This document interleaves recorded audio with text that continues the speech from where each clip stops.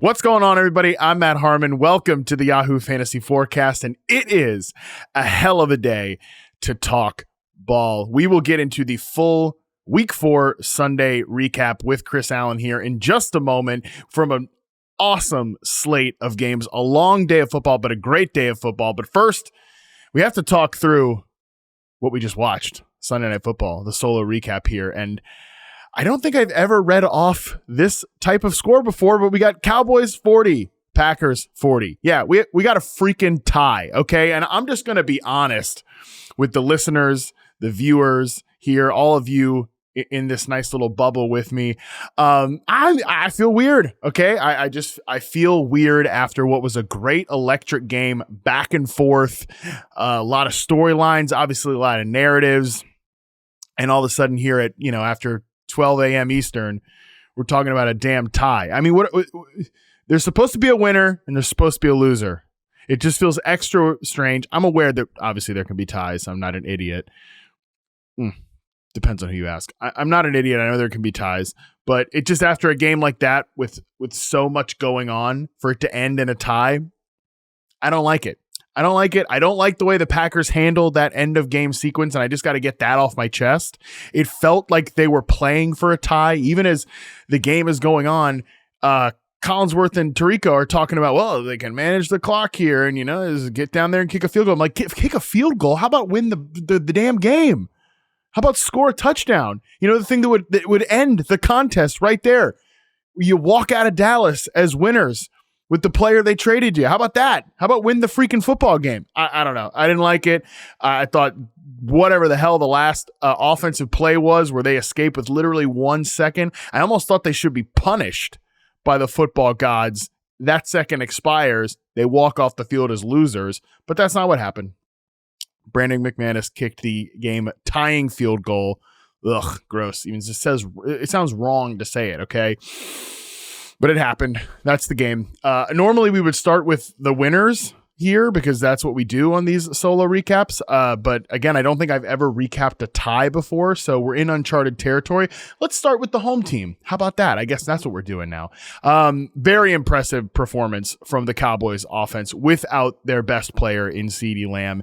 Huge night from Dak Prescott, 319 passing yards, 3 touchdowns. He also ran in a touchdown as well. Man, I loved the Dak rushing touchdown where he really set it up like it was going to be a pass and just popped it in the middle. That was incredible. Love to see that. Really confident, decisive game from him. You can go through a litany of throws that really just pinpoints the type of night that he had. It's the 34-yard fadeaway pass late in the game to Jalen Tolbert.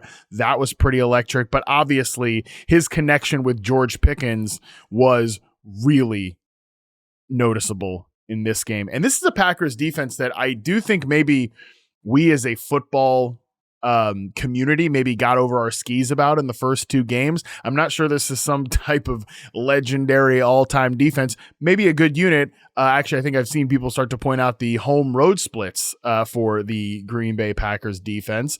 Maybe there's something to that. Maybe there's not. I don't know. But they certainly got shredded by the Cowboys' number 2 receiver in this game in George Pickens. Listen, you never wish injuries, you never forecast for injuries, but this was part of the reason why Pickens was such a good draft pick where he was going, that if CeeDee Lamb ever missed time and he's dropped into that number 1 receiver spot. We've seen George Pickens be a number 1 on a bad offense before. And now we're seeing him be, again, I don't think he is like a true number 1 receiver, but I think he can cosplay as a number 1. And one thing, I was saying, and I talked about this with Ray Garvin on the Data Dump show, that I'm not sure that George Pickens could be this team's, funnel target number 1 type guy if he was just strictly going to play on the perimeter as an X receiver. Well, he only lined up in the slot on 3.3% of his snaps in this game and was targeted on 27.5% of his routes. So maybe I was wrong about that. Although it is worth noting that his first touchdown did come from his lone target and lone reception from the slot. So one of those 3.3% snaps, he did indeed get a slot target. So I want to go back and watch this game and see exactly how many times he was lining up off the line of scrimmage or more like condensed, because in the first few games he was purely boundary X, and that was going to be really hard to consistently hit a ceiling in that particular role. I think we did see some just true boundary stuff from him in this game, go routes, stop routes, slants, things like that. But there were a few times, again, that one touchdown where you saw him kind of move around. So, man, that's like big boy stuff, though. If he's going to play as an X receiver, win against a secondary that had played well through the first month of the season, go out there and make those plays both after the catch, in tight coverage. That's what top level receivers do. So huge night from George Pickens. He's a guy that is locked into your lineups.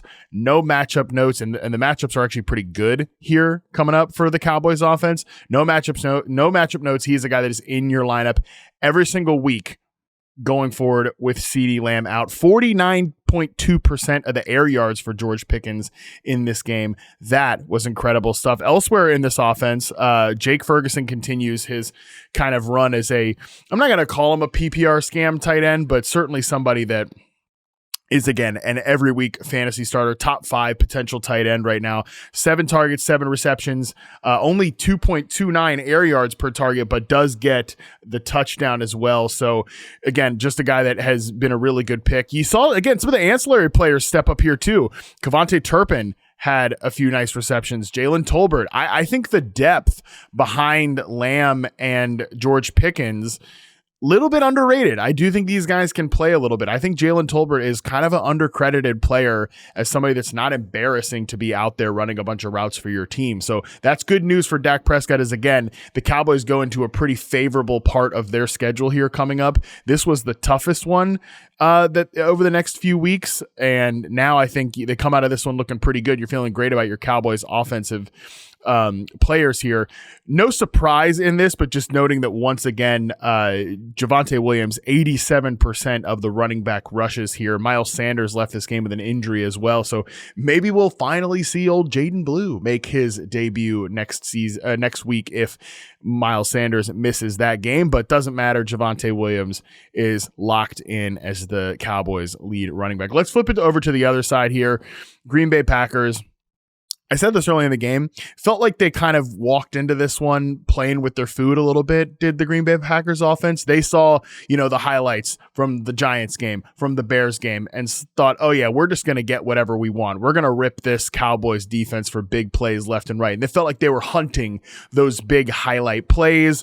And again, kind of like playing with their food. They should have shut this game. They should have taken a commanding lead much earlier, and they were up 13-0. And then I think that blocked kick returned for the 2 points for the Cowboys.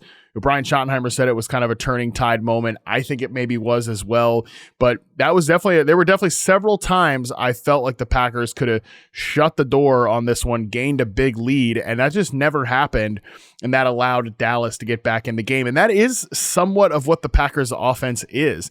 They're a little bit of I think a lot of these quarterbacks that it seems like football Twitter is obsessed with, the Geno Smiths, the Jordan Loves, they're live by the sword, die by the sword type of guys. And luckily, the Packers never really fell victim to a big Jordan Love mistake, but it kind of felt like it was coming at certain points here. Overall, though, it was just an incredible statistical night for Jordan Love, who was pushing the ball down the field a ton and to some success as well. He's just such an interesting quarterback, is Jordan Love. He oscillates kind of between somebody that I really enjoy watching and a guy that sometimes I'm like, man, really, really playing with fire there, buddy. But great night from him if you started him in fantasy. 337 yards, 3 touchdowns. And once again, it's spread out to a bunch of different players. It looks like almost 10 players got targets for the Green Bay Packers tonight. And that certainly feels like some Packers stuff, doesn't it? Josh Jacobs leads the team with 71 yards as a receiver, in addition to his 86 yards and 2 touchdowns on the ground. Everybody has like a role on this team. Romeo Doubs, man, I got to give Romeo Doubs a lot of credit. I know he's just done incredible damage against the Cowboys whenever they play, but he's gone from being a guy that in his rookie season, I think was a real problem as a separator, somebody who just didn't run precise routes and also ran a very vertical kind of straight line route tree. I think now he's really become a guy that they can count on these inbreakers. And this started last season as well. I think he kind of graduated from the typical sacrificial X receiver and can do a little bit more than that. He's still mostly going to be an on the line of scrimmage player, running those deeper routes to clear up all the little fun stuff underneath. For now it's Matthew Golden, for even like Dontavian Wicks, Savion Williams gets in the mix here. Obviously Tucker Kraft is the man at tight end as well. Almost scored a touchdown in this one. And Romeo Dobbs' big role is to clear that space out, but they can trust him on some of those inbreakers, and that's been huge in the red zone for this team. 3 touchdowns for Romeo Dobbs tonight. Again, did many people start Romeo Dobbs in fantasy? Probably not, but he's the guy that's on the field for essentially every single snap at this point, and with other players missing, he's someone in these lighter matchups, and this is still a lighter matchup, you can absolutely throw out there and count on. Even in this game, 83.9% snaps out wide, 16.1% in the slot. So moved around a little bit and was the leading target getter across the board for this team. I do think there are going to be moments here for him. He ran a route on he ran 34 routes, which was the most on the team. Tucker Kraft was second at 31, Dontavian Wicks 29, Matthew Golden at 27. And you know, I definitely thought this would be a bigger game for Matthew Golden. I mean, 5 for 58. It's not the worst thing in the world, but listen, say whatever you want about it, feel however you want about it. Right now, through 1 month of the NFL season here, essentially, it looks like the Packers drafted Matthew Golden in the first round to just be a part of their rotation. You know, we don't draft rookies and we don't judge rookies necessarily, especially guys that were going as late in fantasy drafts as Matthew Golden. It's not like you were drafting this guy and counting on him to be a starter. Sometimes it takes these players a minute to really build into what they are going to be. I think of Ladd McConkey last year. I know Ladd is obviously off. Don't worry, we'll get into it on the show. I know Ladd is off to a slow start this year, but he was one of the guys you absolutely needed at the end of last season, and that took a minute to materialize. So maybe that happens for Matthew Golden in the back half of his rookie season. Maybe he gets that post-bye rookie bump.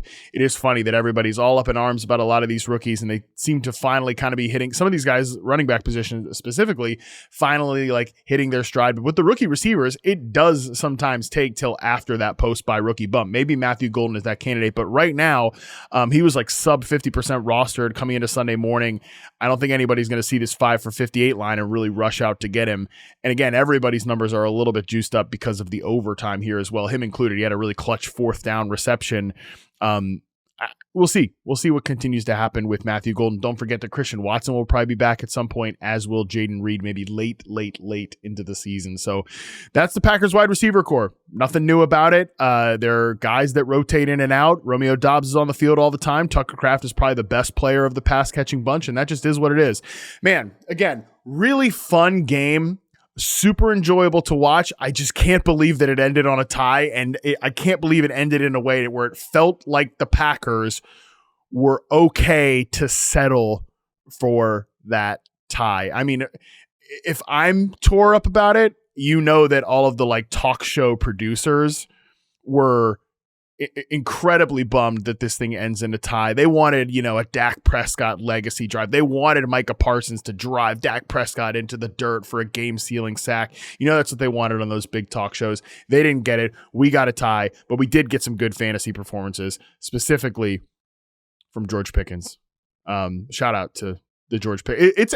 This is the first year I think I've ever been actively in on George Pickens. Said he was one guy I didn't want to leave any draft without in my draft day blueprint article. Talked about him a lot on the show, maybe dangerously so. It's fun. It's fun to be in on George Pickens when he makes those crazy ass catches. So I really enjoyed it tonight.